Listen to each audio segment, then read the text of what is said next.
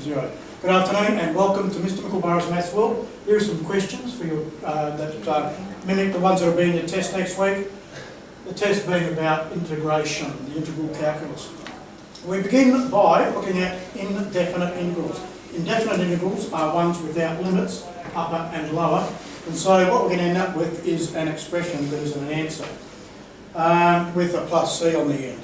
And we've discussed why that is before. So here, the routine is to increase the index by 1 and divide by the new index. So, we've got 3x cubed divided by 3 plus 2x. There's an invisible 1 there, so we increase that invisible 1 by 1 to get 2. And for any constant, you just add an x to integrate it, so it's plus x. And plus c because we have done the calculus. Okay, so tidying up a bit, obviously we have x cubed plus x squared plus x plus our constant c. So we can check our answer easily by differentiating the answer there, remembering that any number, the derivative of any number is 0, so when we get back that will vanish. Okay, the next one is going to make use of a bit of the chain rule in reverse. Now, you may remember what the go is here. We increase the index by 1 in the usual way, to 6, and we divide by the new index. But the difference with these ones is that we multiply the denominator by the derivative of what's in brackets. Now, I must point out, this technique only works when the what's in brackets is what we call a linear factor. So it'll be something plus or minus something or rather x. Not x squared, not x cubed, but just x. Plus c because we've done the integration. So tidying that up a touch, we get 3 minus 2x to the power of 6, over minus 12. The minus sign, I think, is more elegantly placed out the front of the brackets. So that's indefinite integrals, gentlemen, and you should be quite fluent with those. Looking at definite integrals, I've got a couple of examples here. In my experience as a teacher, students tend to get a bit baffled by the easiest sort. I said in our previous question that the integral, to integrate a constant, in other words just a plain number, all you do is you add an x, and that's what you do here.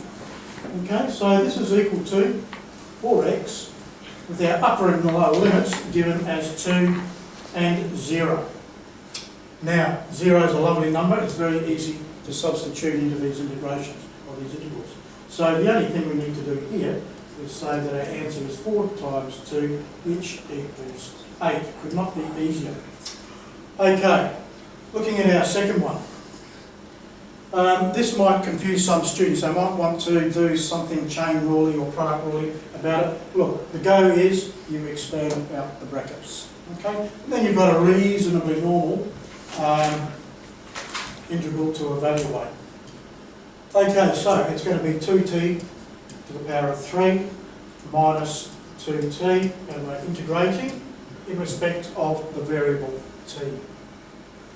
Okay, so we proceed as usual. That is to say, we're going to increase the index by 1 and divide by the new index. So we get 2t to the power of 4 divided by 4 minus increasing the index there, which is an invisible 1.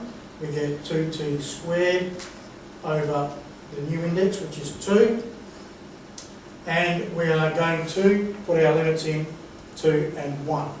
All right, what have we got here? Well, we've got 2 to the power of 4, gets substituted for. 2 to the power of 4 is, of course, 16. And 16 times 2 is 32. And divide 32 by 4, you will get 8. Okay, minus 2 squared is 4. 4 times 2 is 8. 8 divided by 2 is 4. Now remember, when we what we always do is subtract the lower limit. Always subtract the lower limit.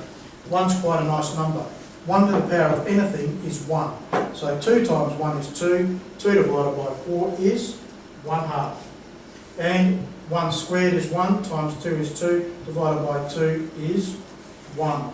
being just a little bit careful about with the brackets and negative signs, we would see that this is equaling 4.